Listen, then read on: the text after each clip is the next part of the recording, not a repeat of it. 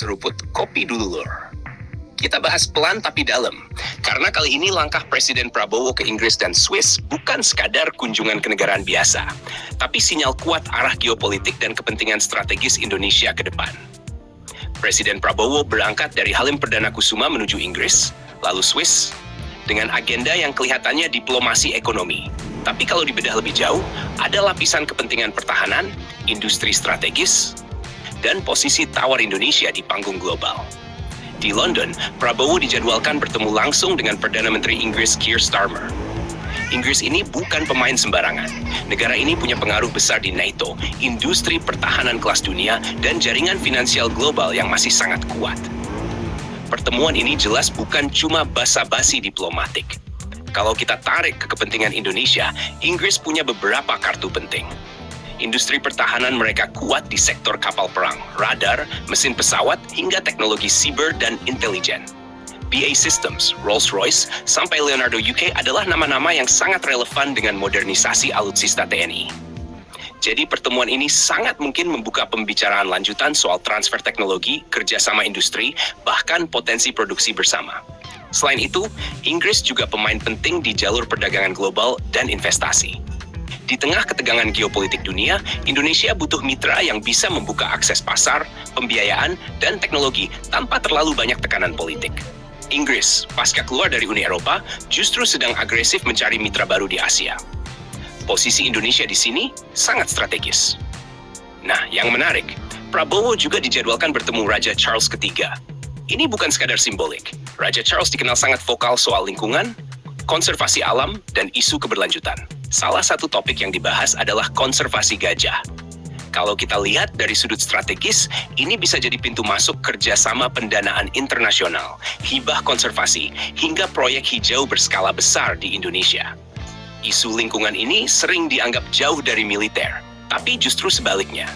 Banyak proyek lingkungan sekarang terhubung langsung dengan keamanan nasional, pengawasan wilayah, teknologi satelit, dan pengelolaan sumber daya strategis. Indonesia bisa memanfaatkan isu ini untuk menarik teknologi pemantauan, drone sipil militer, dan sistem pengawasan modern dengan label kerjasama lingkungan. Setelah Inggris, Prabowo lanjut ke Swiss untuk menghadiri World Economic Forum di Davos. Nah, ini bagian yang sangat krusial. Davos itu bukan sekadar forum ekonomi, tapi tempat para pengambil keputusan global bertemu langsung tanpa banyak protokol kaku. Di sana, CEO perusahaan raksasa, pemimpin negara, petinggi Bank Dunia, dan industri pertahanan global berkumpul dalam satu meja. Pidato kunci Presiden Prabowo di Davos punya bobot strategis besar. Ini panggung untuk menyampaikan bahwa Indonesia bukan lagi pasar pasif, tapi pemain aktif yang siap jadi mitra strategis. Pesan ini penting terutama untuk menarik investasi di sektor industri pertahanan, energi, hilirisasi, dan teknologi tinggi. Kalau kita kaitkan dengan arah kebijakan Prabowo yang cenderung realistis dan keras soal kepentingan nasional, Davos bisa jadi tempat Indonesia menawarkan kerjasama dengan syarat yang lebih tegas. Bukan sekadar modal masuk, tapi juga teknologi, produksi lokal, dan penguatan industri dalam negeri. Buat dunia militer, ini relevan karena industri pertahanan modern tidak berdiri sendiri. Dia terhubung dengan semikonduktor, kecerdasan buatan, mesin presisi, material canggih, dan energi. Semua sektor ini dibahas di Davos. Artinya, langkah Prabowo ke Swiss bukan cuma soal ekonomi sipil, tapi fondasi jangka panjang kekuatan nasional termasuk pertahanan. Kalau kita lihat gambaran besarnya, kunjungan ini menunjukkan bahwa Indonesia di bawah Prabowo ingin duduk sejajar dengan kekuatan global, bukan sebagai pengikut, tapi sebagai mitra yang punya nilai tawar. Inggris memberi akses politik dan teknologi barat. Swiss memberi panggung global dan jaringan ekonomi elit dunia. Buat TNI dan industri strategis nasional, ini sinyal positif.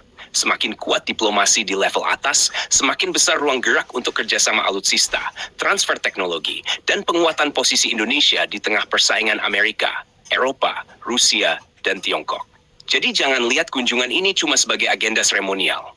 Ini adalah langkah membuka pintu besar, dan siapa yang paling siap masuk lewat pintu itu akan menentukan arah kekuatan Indonesia dalam beberapa dekade ke depan. Kalau menurut kalian, langkah Prabowo ini lebih menguntungkan ke arah Eropa, atau justru memperkuat posisi tawar Indonesia di hadapan Amerika dan kekuatan besar lain? Jangan lupa subscribe, like, dan komen di bawah sambil ngopi.